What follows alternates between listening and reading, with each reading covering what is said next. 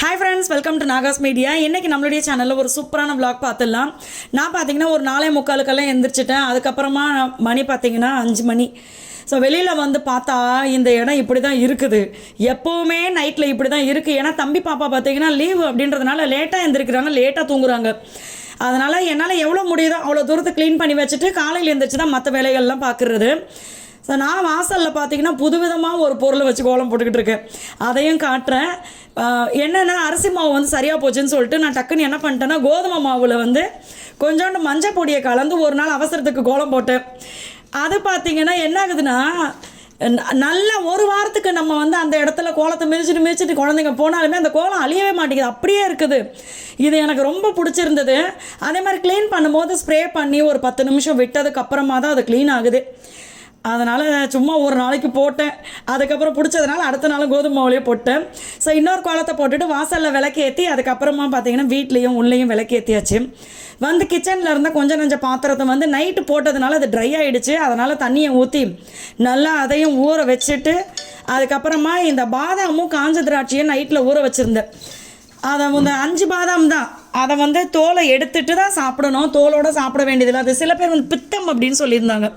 அதனால் தோலை எடுத்துகிட்டு சாப்பிட்ணும். ஆனால் அந்த பாதாம் ஊற வச்ச தண்ணியெல்லாம் குடிச்சிடாதீங்க. அது தோல் ஊறி இருக்கு இல்லையா, அதையும் தோலையும் அந்த தண்ணியும் போட்டுட்டு பாதாம் மட்டும் எடுத்து சாப்பிடுங்க.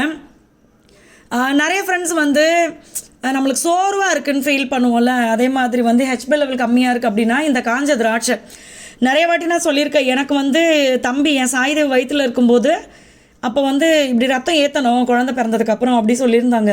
ஆனால் நான் இதை ஃபாலோ பண்ணும்போது எனக்கு அது சரியாக போயிடுச்சு. ரத்தமே ஏற்றலை, என்னோடய ரத்தமே போதுன்ட்டாங்க. அதனால் சப்பாத்திக்கு மாவு பேசைய போகிறேன். மாவில் வந்து ஒரு டிஷ்யூ பேப்பரில் மஞ்சளும் கல்லுப்பும் கலந்து அதை ஒரு மூட்டை மாதிரி கட்டி நூல் வச்சு கட்டி அதை பார்த்திங்கன்னா மாவுக்குள்ளே போட்டிருந்தேன். ரப்பர் பேண்டு வச்சு கட்டாதீங்க, நூல் வச்சு கட்டி அதை போட்டுட்டோம் அப்படின்னா மாவு வந்து எவ்வளோ நாள் வெளியில் வச்சாலும் நம்மளுக்கு வந்து இந்த ஒன்றா சேரும்ல மாவு, அந்த மாதிரியோ இல்லை பூச்சி வராமையோ இருக்குது. அதனால் இந்த டிப் நீங்கள் ஃபாலோ பண்ணி பாருங்கள், இது சூப்பராக இருக்குது.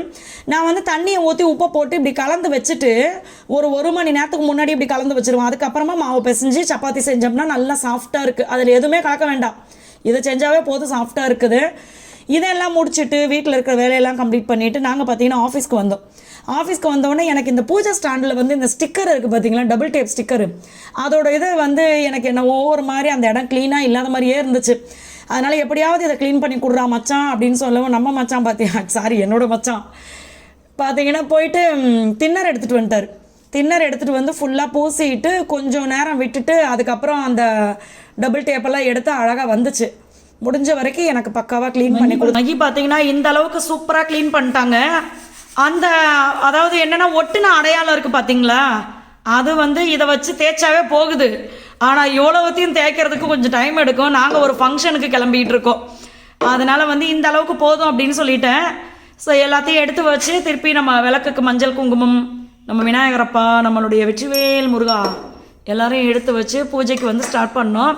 இது வந்து நான் நாளைக்கு வந்து மற்ற இடத்தெல்லாம் க்ளீன் பண்ணிக்குவேன். எனக்கு அதை சுரண்டுறதும் பெரிய வேலையாக இருந்தது. அதையும் மச்சான் முடிச்சிட்டாரு. மிக்க நன்றி. சிவசிவா ஐயா கிண்டலா பேசி மிக்க நன்றிடா மச்சான். எங்கள் குழு விநாயகர், தேங்க்யூ. காரை வந்து க்ளீன் பண்ண ஆரம்பித்தாச்சு. ஏன்னா இப்போ கார் எடுத்துகிட்டு போவோம். இப்போ அடுத்து பார்த்தீங்கன்னா காரை நம்ம க்ளீன் பண்ணிடலாம். ஒரு புதுவிதமான கார் க்ளீனிங், இது வந்து கண்டிப்பாக நிறைய பேருக்கு யூஸ்ஃபுல்லாக இருக்கும். அதே மாதிரி நம்மளுடைய காம்பவுண்ட் வால் கட்டுறதுக்கு வந்து கல்லும் இறக்கியிருக்கோம். நேற்று சொல்கிறேன்னு சொன்ன குட் நியூஸை இந்த வீடியோவில் பார்க்கலாம். காரை வந்து நாங்கள் புதுவிதமாக க்ளீன் பண்ண போகிறோம். இந்த காரில் ஒருத்தவங்க சொன்னாங்க இப்படி க்ளீன் பண்ணால் இந்த கார் கண்ணாடியில் இருக்கிற உப்பு கரையெல்லாம் போகும், உப்பு தண்ணி கரையெல்லாம். அதனால் அதே மாதிரி ட்ரை பண்ணுறோம். இது வந்து சக்ஸஸ் ஆகிடுச்சுன்னா நீங்களும் ட்ரை பண்ணி பாருங்கள். சக்ஸஸ் ஆகுதுன்னா அது சக்ஸஸ் ஆகிரும் தான் நினைக்கிறேன். சக்ஸஸ் ஆகிடுச்சுன்னா காட்டுறேன் நான் கன்ஃபார்மாக. இது வந்து திருநீரை எடுத்து தண்ணியில் போட்டு குழைச்சிக்கிட்டோம். இப்போ இதை நல்லா குழைச்சிட்டு திருநீரை தண்ணியில் போட்டு நாய் மாதிரி குழைக்கக்கூடாது. ஏன் குறைப்பது கிடையாது. இப்போ இதை எடுத்துகிட்டு போய் நம்மளுடைய கார் கண்ணாடியில் தேய்ச்சி விட போகிறோம். தேய்பானே குத்தால அருவியில் குளிச்சது போல் இருக்குதா, உனக்கு 2 பட்டையை போட்டுக்க, பக்தி மயம் முத்தி போச்சுன்னு சொல்லிக்கிறேன். இதை பாருங்கள், இந்த மாதிரி நல்லா பூசி விட்டுறலாம். என்னடா மச்சான் உன் கையிலேயே தேய்க்கிற, உன் கையிலே வலிச்சிட்டு வந்துடுற திருப்பி. நல்லா அழகாக எடுத்து பூசி விடு. நல்லா எல்லா இடத்துலையும் படுற மாதிரி இப்படி பூசி இப்படியே வச்சுக்கிட்டே ஒவ்வொரு நாள் இந்த இப்படி வச்சுட்டே இது வச்சா சாயங்காலத்துக்கு ஒரு கண்ணாடி வைக்கிறதுக்கு 1 வாரம் ஆயிரும். சரி க்ளீன் பண்ணு. இப்போ தொடச்சி பார்த்தா கண்ணாடி ஃபுல்லாக வெள்ளை வெள்ளையாக இருக்கணுமா? அட கடவுள், உப்பு கரை போய் இந்த கரை வந்து போச்சு. அப்படி ஆகாது. அப்படி ஆகாதுல்ல. திருநீரை போட்டு நம்ம வெள்ளியெல்லாம் கழுவுறோம், நல்லா பல்லன்னு ஆகிடுது. என்ன மகி? அதே மாதிரி பாத்திரம், சாமி பாத்திரம்லாம் விளக்குனா திருநீரை போட்டு தேய்ச்சா நல்லா பல்லன்னு இருக்குன்னுவாங்க. அதே கான்செப்ட் தான் இங்கேயும்.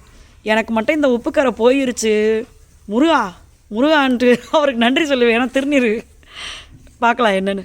ஏன்னா வண்டி தண்ணி மழை பெய்யுதா, மழையில் நனைகிறதுனால அந்த டாட் இருக்கு. அது டப்ளான் பண்ணலாம் பார்த்தா சின்ன கண்ணாடி இருக்கு, உடஞ்சிடும் அப்படிங்கிறாங்க.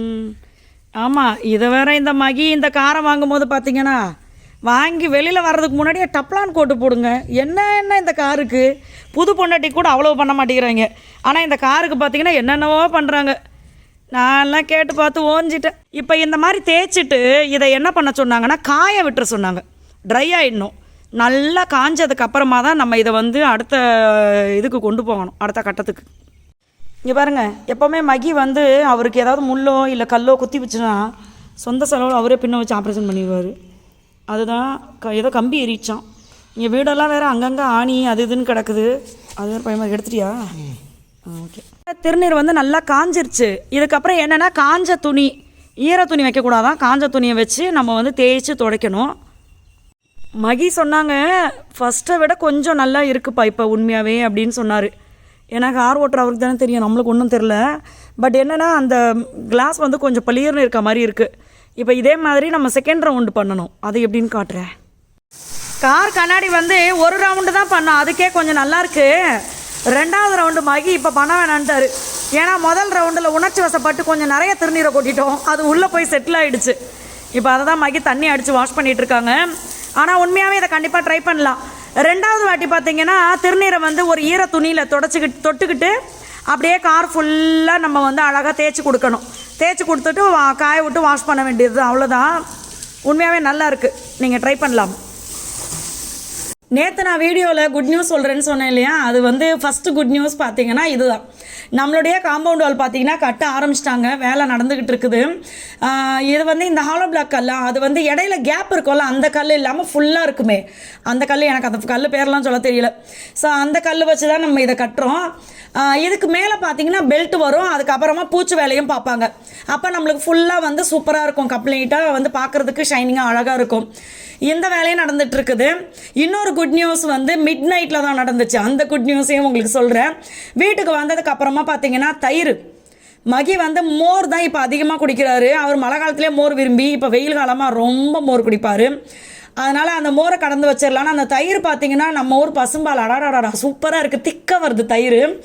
இது பார்த்தீங்கன்னா ஈவினிங் ஸ்நாக்ஸுக்கு காலையில் ஊற வச்சுட்டு கிளம்புனது. கொஞ்சோண்டு வேர்க்கடலை, பசுப்பயிறு, கருப்பு கொண்டக்கல்ல அதையும் ஊற வச்சு அதை ஈவினிங்கில் வந்து நம்ம வேக வச்சு கொடுத்தோன்னா தம்பியும் எல்லாருமே அதை விரும்பி சாப்பிடுவாங்க. நான் வந்து கருவேப்பிலை கொத்தமல்லி எப்படி வைக்கிறேன்னு சொல்கிறேன், இந்த மாதிரி ட்ரை பண்ணி பாருங்கள், ரொம்ப ஃப்ரெஷ்ஷாக இருக்குது, ரொம்ப நாளைக்கு நல்லாயிருக்கு. இங்கே பாருங்கள், கொத்தமல்லியெல்லாம் எடுத்து வச்சு எப்படியும் 1 வாரத்துக்கு மேலே ஆச்சு. கீழே ஒரு டிஷ்யூ பேப்பரும் போட்டிருக்கேன், மேலே ஒரு டிஷ்யூ பேப்பரை போட்டு தான் தட்டை போட்டு மூடி வைக்கிறேன். இது என்னடா நெல்லிக்காய் இந்த கலரில் இருக்குதுன்னு நினச்சிக்காதீங்க, காலையில் வெட்டி வச்சுட்டேன், ஃப்ரிட்ஜில் போட்டு டப்பாவில் வச்சுட்டு சாயங்காலம் பார்த்தா இந்த கலரில் இருக்குது. ஆனால் நெல்லிக்காய் நல்லாயிருக்கு, கெட்டெல்லாம் போகலை, கலர் மட்டும் மாறி இருக்குது. ஒரு சூப்பரான மோர் செஞ்சிடலாம் நம்ம. கொத்தமல்லி, கருவேப்பிலை, பச்சை மிளகா, அப்புறம் பார்த்திங்கன்னா நம்மளுடைய பெரிய நெல்லிக்காய், அதில் கொஞ்சோண்டு சீரகம், இது எல்லாத்தையுமே போட்டு நம்ம வந்து தண்ணியை ஊற்றி நல்லா அரைக்கணும். இது கூட வந்து ஒரு துண்டு இஞ்சியும் போட்டுக்கிட்டேன். இதை நல்லா அரைச்சிடணும், நம்ம தண்ணியை ஊற்றி நைஸாக அரைச்சிருங்க. அதை வடிகட்டிட்டு அது கூட வந்து தயிர் தேவையான அளவு போட்டு நல்லா அடிச்சுட்டு, மிக்சியில் போட்டு தயிர் அடிக்காதீங்க, அது ஏதோ டேஸ்ட் வந்து டிஃப்ரெண்ட்டாக இருக்க மாதிரி இருக்குது. கையிலேயே விஸ்க் வச்சு நல்லா அடிச்சுட்டு தண்ணி தேவையான அளவு ஊற்றி உப்பை போட்டு தேவைன்னா இப்போ வந்து நம்ம கடையில் போய் ஐஸு போட்டு அந்த ஜூஸ் எல்லாம் வந்து குடிக்கிறதுக்கு, எசன்ஸ் எல்லாம் போட்டு கலர் போட்டு குடிக்கிறதுக்கு வீட்டில் எப்படி செய்யலாம், இது போட்டுக்கோங்க, ஐஸ் க்யூப் போட்டு நல்லா குடிங்க, ரொம்ப சூப்பர், ரொம்ப ஹெல்தி. அடுத்தது பார்த்திங்கன்னா நாங்கள் ஒரு நைட்டு இருக்கோம், நைட்டு ஒரு 10:30 மணி 11 மணிக்கு தான் நம்ம வீட்டுக்கு சொந்த வீட்டுக்கு வந்தது. நான் சொன்ன குட் நியூஸ் வந்து நம்ம வீட்டில் டைல்ஸ் இறக்குறாங்க. உண்மையாகவே சொல்கிறேன், இந்த டைல்ஸ் இறக்கும் போது பார்த்தீங்கன்னா எனக்கு என்னவோ அப்படியே தேம்பி அழணும் போல் இருந்துச்சு, கண்ணெல்லாம் கலங்குது. 1000 வாட்டி சொல்லியிருப்பேன், அப்பா தேங்க்ஸ்ப்பா தேங்க்ஸ்ப்பான்னு 1000 வாட்டி சொல்லியிருப்பேன். நைட்டில் பார்த்தீங்கன்னா தம்பிங்க எல்லாருமே வந்து டைல்ஸ் எல்லாம் இறக்குனாங்க. இதுதான் எனக்கு இந்த காம்பவுண்ட் வால் போட்டது. இந்த டைல்ஸை பார்த்தீங்கன்னா அவ்வளோ பெரிய குட் நியூஸாக இருந்துச்சு எனக்கு. ஏன்னா எல்லாருக்குமே தெரியும், நம்ம ஆரம்பத்தில் வீடு கட்டும்போது பார்த்தீங்கன்னா கையில் வந்து பணத்தை வச்சுக்கிட்டு ஆரம்பிப்போம். ஆனால் வீடை கட்ட கட்ட கட்ட கட்ட கடைசி நேரத்தில், அதாவது நம்ம வந்து வீடு குடி போகிற ஒரு கொஞ்ச நாளைக்கு முன்னாடி பார்த்தீங்கன்னா நம்ம கையில் வந்து அமௌண்ட்டு ரொம்ப கம்மியாக போயிடும். சம்பாதிச்சு தான் கட்டுற மாதிரி இருக்கும்னு வச்சுக்கோங்களேன். அந்த அளவுக்கு போகும்போது இதைத்தான் சொல்கிறது, இனிமே தான் இருக்குன்னு வீடு கட்டுறவங்களுக்கெல்லாம் நிறைய பேர் சொல்லி பயமாயிடும் நம்மளுக்கு. ஸோ எங்களுக்கும் அந்த பயம் இருந்துச்சு, எனக்கு இருந்துச்சு, மகிக்கு அந்த பயம் இல்லை, எனக்கு முக்கியமாக இருந்துச்சு. அந்த பிரச்சனையும் கடவுள் சரி பண்ணி இப்போ அந்த பொருளெல்லாம் இறக்க வச்சதுக்கு தான் நாங்கள் வந்து மறுநாள் குலதெய்வம் கோயிலுக்கு நன்றி சொல்கிறதுக்காக வந்தோம். ஸோ எல்லா ஃப்ரெண்ட்ஸ்க்குமே ரொம்ப ரொம்ப நன்றி.